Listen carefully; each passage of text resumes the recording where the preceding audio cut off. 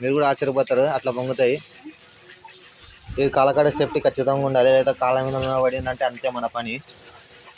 చూడండి ఎట్లా పొంగుతున్నాయో. చాలామంది నంబరు మీరే పూర్తి చేస్తారా లేదా అని.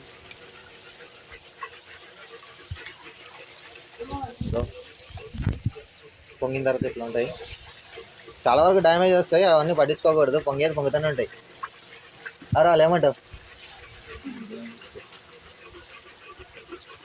మావాడు ఏమో అంటున్నాడు, అది మీరు వినకూడదు.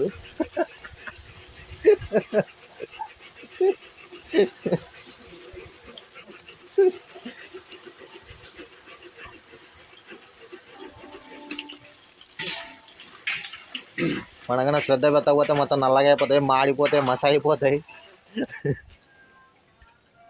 అందుకని ముందుగానే తీసేస్తున్నా.